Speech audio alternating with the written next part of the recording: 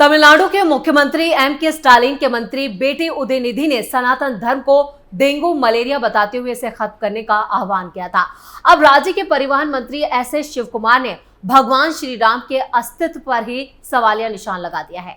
उन्होंने कहा कि ना तो इसका कोई इतिहास है और ना ही कोई सबूत है। श्री राम का कोई अस्तित्व था, जिसके बाद जबरदस्त घमासान मचा हुआ है। तो क्या है पूरा मामला, इसका पूरा कच्चा चिट्ठा खोलते हैं हम। नमस्कार, मैं हूं आपके साथ परवीन शेख और आप देख रहे हैं हमारा खास शो कच्चा चिट्ठा।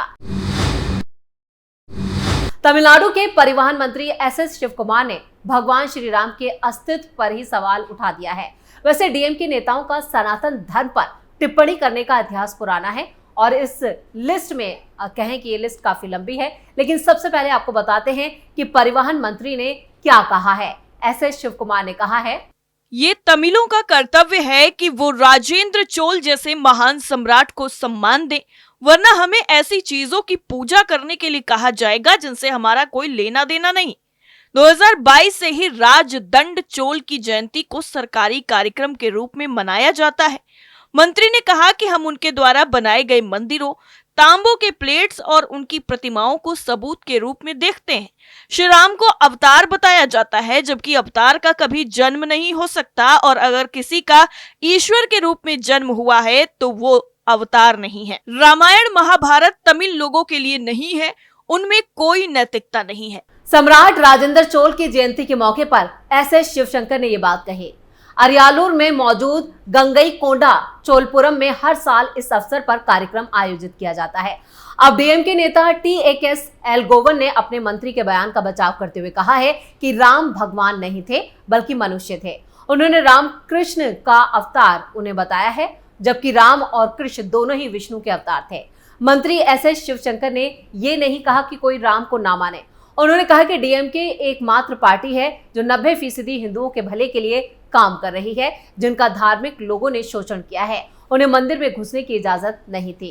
टी.के.एस. एलगोवन ने ओबीसी और SC/ST की बात करते हुए कहा कि हम हिंदू परंपराओं के खिलाफ लड़ रहे हैं। बयान पर बीजेपी का रिएक्शन। तमिलनाडु में बीजेपी के प्रदेश अध्यक्ष अन्नामलाई ने डीएमके नेता के बयान पर पलटवार किया है। उन्होंने याद दिलाया कि कैसे भगवान श्री राम को कुछ दिनों पहले ही तमिलनाडु के कानून मंत्री एस रघुपति ने सामाजिक न्याय के सर्वोच्च झंडा बरदार बताया था। वहीं अब कुछ ही दिन में डीएमके की याददाश्त गुम हो गई है। उन्होंने दोनों मंत्रियों को आपस में बैठकर मामला सुलझाने की सलाह दी है। अन्नामलाई ने कहा है कि डीएमके में राम के प्रति अचानक बना जुनून देखने लायक है। डीएमके के लोग बहुत जल्दी भूल जाते हैं। डीएमके ने ही चोल राजवंश की सेंगोल स्थापित करने के लिए हमारे प्रधानमंत्री मोदी का विरोध किया था। डीएमके को लगता है कि उनका इतिहास 1967 में शुरू हुआ था। इनको अचानक देश की समृद्ध संस्कृति और इतिहास के प्रति प्रेम का एहसास हुआ है। शिवशंकर को भगवान राम के बारे में कुछ जानकारी हासिल करनी चाहिए। डीएमके नेताओं के चर्चित विवादित बयान। तमिलनाडु के मंत्री और डीएमके नेता उदयनिधि स्टालिन ने बुधवार 20 सितंबर को राष्ट्रपति द्रौपदी मुर्मू को नए संसद भवन के उद्घाटन के कार्यक्रम में न बुलाए जाने को लेकर सवाल किया था। उन्होंने कहा था कि राष्ट्रपति मुर्मू को इसलिए नहीं बुलाया गया क्योंकि वो विधवा हैं और आदिवासी समुदाय से आती हैं। उन्होंने तंज करते हुए पूछा था, क्या इसे ही हम सनातन धर्म कहते हैं? सनातन को लेकर की गई अपनी पूर्व टिप्पणियों पर उन्होंने कहा, लोगों ने मेरे सिर पर इनाम रख दिया है, लेकिन मैं इन सब चीजों से डरने वाला नहीं हूं। डीएमके पार्टी की स्थापना ही सनातन के खात्मे के लिए हुई थी और हम तब तक नहीं रुकेंगे जब तक अपने लक्ष्य को हासिल नहीं कर लेते। उन्होंने ये बातें मदुरई में पार्टी के कार्यक्रम को संबोधित करते हुए कही। उदयनिधि ने कहा कि नए संसद भवन के निर्माण में 800 करोड़ रुपए खर्च किए गए। बीजेपी ने तमिलनाडु से अधिनम यानी संतों को बुलाया, लेकिन इसके उद्घाटन पर भारत की प्रथम नागरिक होने के बावजूद राष्ट्रपति को आमंत्रित नहीं किया। इतना ही नहीं, महिला आरक्षण बिल की पेशी के दौरान भी कुछ हिंदी एक्ट्रेस को इनवाइट किया गया, लेकिन राष्ट्रपति को पूछा भी नहीं गया। उन्होंने दावा किया कि ये तमाम चीजें सनातन धर्म के प्रभाव की वजह से ही हो रही हैं। उदयनिधि ने बीजेपी की तुलना जहरीले सांप से की थी। उदयनिधि ने 10 सितंबर को बीजेपी की तुलना जहरीले सांप से की थी। साथ ही उन्होंने सहयोगी दल AIADMK को कूड़े का ढेर कहा था। उन्होंने कहा था कि कचरे में से सांप हमारे घर में घुस जाता है। अगर हमें सांप को खत्म करना है तो हमें ये सुनिश्चित करना होगा कि कोई कचरा ना हो। 2024 चुनाव में तमिलनाडु से भाजपा और AIADMK को बाहर कर देना चाहिए। सनातन धर्म विवाद पर उदयनिधि ने कहा था कि वो भविष्य में भी इसके खिलाफ बोलते रहे हैं। उन्होंने कहा था कि तमिलनाडु में पिछले 100 सालों से सनातन धर्म के खिलाफ आवाजें उठ रही हैं। हम अगले 200 सालों तक भी इसके खिलाफ बोलना जारी रखेंगे। उन्होंने कहा कि सनातन पर उनकी टिप्पणी नई नहीं है। उदयनिधि ने कहा कि अतीत में कई मौकों पर BR अम्बेडकर, पेरियार, जो कि डी के संस्थापक EV रामासामी हैं, और पूर्व करुणानिधि ने इसके बारे में बात की थी। सनातन धर्म के विरोध के चलते महिलाएं घर से निकल पाईं। उदयनिधि ने आगे कहा कि सनातन धर्म के कड़े विरोध के कारण ही महिलाएं घर से बाहर निकल सकी और सती जैसी सामाजिक कुरीतियां भी समाप्त हुई। उन्होंने कहा कि वास्तव में द्रमुक की स्थापना ही उन सिद्धांतों पर हुई थी जो सामाजिक बुराइयों का विरोध करते हैं। नरसंहार वाले आरोप का जवाब देते हुए उदयनिधि ने कहा, बीजेपी ने मेरे बयान को तोड़ मरोड़ कर पेश किया और कुछ ऐसा फैलाया जो मैंने कभी नहीं कहा था। सनातन बयान पर उदयनिधि की सफाई। तमिलनाडु CM MK स्टालिन के बेटे उदयनिधि स्टालिन ने चेन्नई में 2 सितंबर को एक कार्यक्रम में सनातन धर्म के खिलाफ बयान दिया था। 4 दिन बाद 7 सितंबर को उन्होंने पहली बार सफाई दी। उन्होंने कहा कि मैं किसी भी धर्म का दुश्मन नहीं हूँ। मेरे बयान का गलत मतलब निकाला गया। मैं हिंदू धर्म नहीं, सनातन प्रथा के खिलाफ हूँ। इसी के साथ उदयनिधि के पिता MK स्टालिन ने भी उसी दिन बेटे का बचाव किया। स्टालिन ने सोशल मीडिया पर एक पोस्ट साझा की जिसमें उन्होंने कहा, भाजपा ने झूठी कहानी फैलाई है। PM ने भी बिना सच जाने इस पर कमेंट किया है। दरअसल बुधवार 6 सितंबर को मंत्रिपरिषद की एक बैठक में PM ने सभी मंत्रियों को सनातन विवाद पर सख्त जवाब देने की बात कही। DMK सांसद A राजा का विवादित बयान। DMK सांसद A राजा ने भारत को एक देश मानने से इनकार किया है। उन्होंने कहा कि भारत कभी देश था ही नहीं। एक देश का मतलब होता है एक भाषा, एक संस्कृति और एक परंपरा।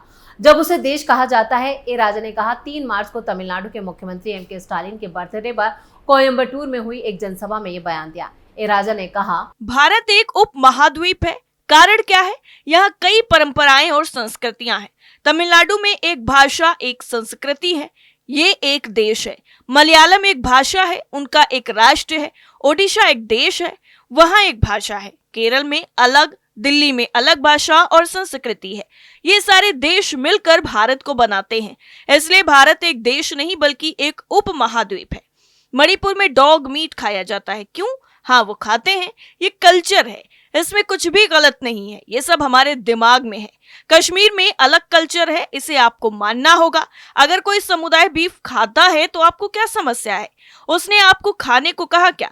अनेकता में एकता है, हम सब अलग हैं, इसे मान लीजिए। तो DMK नेता ए राजा वीडियो में कहते नजर आ रहे हैं कि अगर आप कहेंगे कि ये आपके ईश्वर हैं और भारत माता की जय, तो हम उस ईश्वर और भारत माता को कभी स्वीकार नहीं करेंगे। कह दो इनको, हम सब राम के शत्रु हैं। मुझे रामायण और भगवान राम पर विश्वास नहीं है। राजा ने भगवान हनुमान की तुलना बंदर से करते हुए जय श्री राम के नारे को घृणास्पद बताया। DMK सांसद ने कहा, वाटर टैंक से पानी किचन में भी आता है और टॉयलेट में भी। किचन में हम वो पानी इस्तेमाल करते हैं, लेकिन टॉयलेट से लाकर वो पानी किचन में इस्तेमाल नहीं करते। क्या वजह है? हमें मनोवैज्ञानिक समस्या है। पानी एक ही है पर अंतर पैदा कर देता है। ये बात कि ये कहाँ से आ रहा है, हम जानते हैं कि ये किचन है और ये टॉयलेट है। भाजपा सांसद रविशंकर प्रसाद ने कहा कि DMK नेता बोलते हैं कि हम जय श्री राम और भारत माता की जय को कभी स्वीकार नहीं करेंगे। क्या सोनिया गांधी, राहुल गांधी, प्रियंका गांधी और मल्लिकार्जुन खड़गे इससे सहमत हैं? क्या DMK अन्य धर्मों के देवताओं के खिलाफ ऐसी अपमानजनक टिप्पणियों का इस्तेमाल करेगी? तो DMK सांसद ए राजा इससे पहले भी विवादित बयान दे चुके हैं। उन्होंने पिछले साल 6 सितंबर को चेन्नई में सनातन धर्म की तुलना HIV और कोड से की थी, जबकि तमिलनाडु CM MK स्टालिन के बेटे और मंत्री उदयनिधि स्टालिन ने सनातन धर्म की तुलना डेंगू, मलेरिया और कोरोना से की थी। ए राजा ने कहा कि मलेरिया और डेंगू से ना तो घृणा का भाव जुड़ा है और ना ही इन्हें सामाजिक अपमान माना जाता था। हम कुष्ठ और HIV को घृणा की दृष्टि से देखते हैं। इसे भी एक ऐसी बीमारी के रूप में देखा जाना चाहिए। HIV और कोड की तरह हमें सनातन को भी मिटाना है। इससे पहले उदयनिधि ने सनातन धर्म को लेकर कहा था कि मच्छर, डेंगू, फीवर, मलेरिया और कोरोना ये कुछ ऐसी चीजें हैं जिनका केवल विरोध नहीं किया जा सकता, बल्कि इन्हें खत्म करना जरूरी होता है। सनातन धर्म जाति और भेदभाव पर आधारित है, इसे खत्म कर देना चाहिए। इसके अलावा भी कई नेताओं का बयान आया है, क्योंकि ये लिस्ट काफी लंबी है, लेकिन जिस तरह से इस बार DMK नेता का बयान आया है वो काफी निराशाजनक है। कच्चा चिट्ठा में फिलहाल के लिए इतना ही। बाकी खबरों के लिए देखते रहिए कैपिटल TV। नमस्कार।